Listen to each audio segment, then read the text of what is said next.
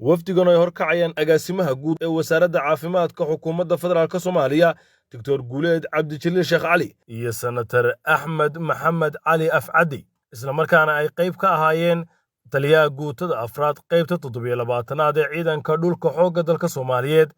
gudoomiyaha deegaanka Gubadley iyo saraakiil kale oo ka tirsan ciidamada qalabka sida ujeedka safarkan ayaa ahaa dhiirigelin in loo sameeyo ciidanka difaaca deegaanka ee ka barbar dagaalamaya ciidanka xoogga dalka Soomaaliyeed agaasimaha guud ee wasaaradda caafimaadka xukuumadda federaalka Soomaaliya Dr. Guuleed Cabdijaliil Sheekh Cali oo la hadlayay ciidanka difaaca deegaanka ayaa sheegay in kaalinta ay uga jiraan difaaca dalku uu yahay kaalin lama ilaawaana isla markaana ay taariikhdu xusi doonto waxaan rabnaa horta inaan marka koowaad idiin mahad celin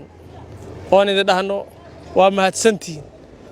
kaalinta ama doorka aad bulshada ka qaadanaysaan ee difaaca deegaankooda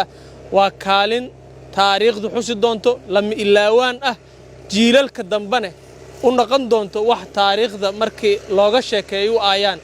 in aabbayaashood walaaladood adeeradood maalin ka mid ah oo gunnimo iyo cadow uu ku rabsaday ay ka dul qaadeen marka maanta waxaan rabnaa hal sano ka hor dib xurayntii la bilaabay deegaanadii la xureeyay maanta cadowgii weli lama wada jebin weli khatartiisi waa taagan tahay inaan isdhiganna ma rabno in deegaanadii dib ugu laabtaan gacantooda ma rabno in deegaanada dhiman ee deegaankeenna ka mid yahay ee u baahan xoreynta in laga gaabiyana ma rabno waxaan idinkugu nimin inaan idiin mahad celin idinku dhiirigelin doorka ama kaalinta difaaca deegaanka ee bulshada u haysaan waxaan rabnaa inaan mar kale idinka codsanno inaadan ka daalin ka gaabin arrintaas aad laba laabtaan dadaalkiin dadka deegaanka guud ahaan degmada Adeebaal ay ku gamaayaan caawa ay isleeyihiin waxaa difaac idiin jooga wiilashiina waa idinka maanta marka waxaan rabnaa in deegaanka aan joogno gaar ahaan Cali Axmed iyo deegaanada sidaan oo kala furunta ah in aan ku fara adeegno difaacooda hor u soconno ku dadaalno xoreynta deegaanada kale gacanteena ka maqan arrintaas waxaan uga nimin meel fog waxaan isleenahay maanta meel lagu baaqsado khayaar kale ama option kale aan haysana ma jiro inaan is xoreyno isdifaacno dagaalanno cadowga iska kicin xalaan ahayn ma hayn dadkii arrintaas kaalinta mugala ka qaadan lahayna waa idinka Senator Axmed Maxamed Cali Afcadi oo isna goobta ka hadlay ayaa sheegay in khawaarijtu ay ka siman yihiin dhaca iyo boobka haddii uu walaalka yahay iyo haddii uu ajnabi yahayba laakiin maanta waxaan Soomaaliya oo dhan faraha la soo galay cadow meel uu ka tirsan yahay iyo meel uu ka yimid aan la aqoon xoolahaaga raba hantidaada raba gurigaaga raba ridaada raba gabartaada raba naagtaada raba maalkaaga raba isgool aan ku dhisay caafimaad ku siiyay baawur ku siiyay meelna aan ku geeyay cadowgaas waa al-shabaab iyo khawaarijtan wixii la socdo waa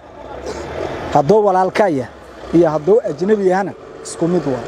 hal mid oo ka mid ahaay ma jiro qofkan walaalkay waa faraha laga qaad ma dhahayaan